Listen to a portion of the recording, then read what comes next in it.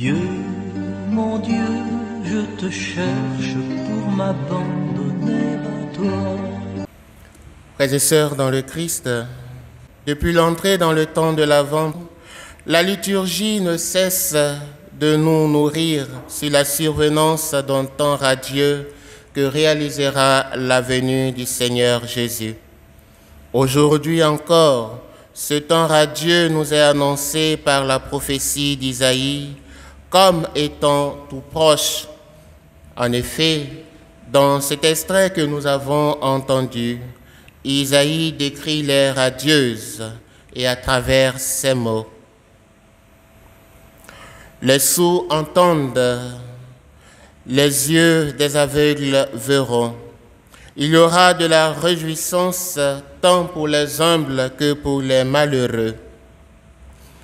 Isaïe nous annonce par là que ce temps radieux dont il parle, qui viendra, qui se réalisera avec le Seigneur Jésus, c'est un temps qui effectuera le changement pour l'homme.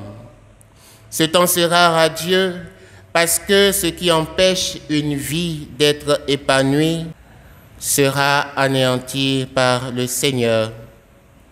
La vie de l'homme connaîtra une amélioration.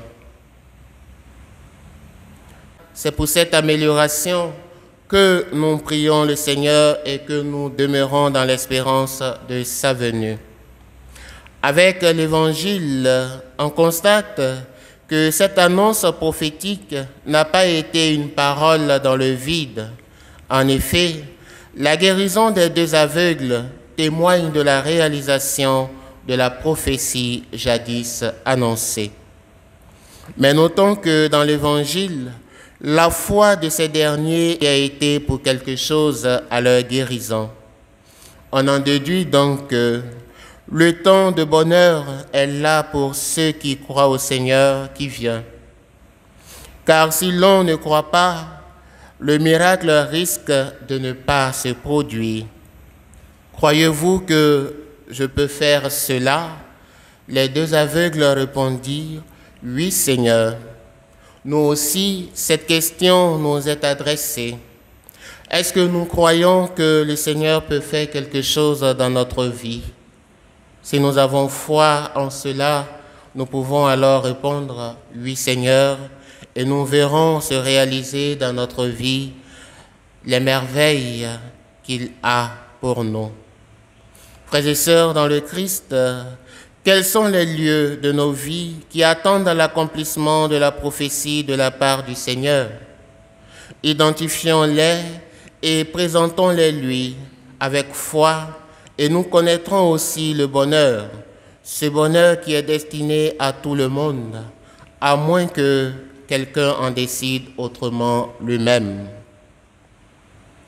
Sur le chemin de la vie éternelle que le Seigneur nous apporte, la foi nous conduit aussi à prier pour ceux qui ne sont plus des nôtres. Et en ce jour, nous prions aussi pour le repos éternel de Mamanda Nekambuyeri Marie, qui a été rappelée à Dieu, cela fait 30 ans. Avoir la foi, c'est faire éclairer notre route de la certitude du Dieu vivant. Et cette certitude est la même qui éclaire le repos de ceux qui sont partis. Alors, continuons de prier pour eux afin que brille sur leurs yeux la lumière sans déclin. Et pour nous-mêmes, demandons au Seigneur sa grâce, la grâce de croire en lui, la grâce de lui présenter nos besoins et de lui dire que nous pouvons et nous savons qu'il fera quelque chose. Que le Seigneur demeure toujours avec nous. Je veux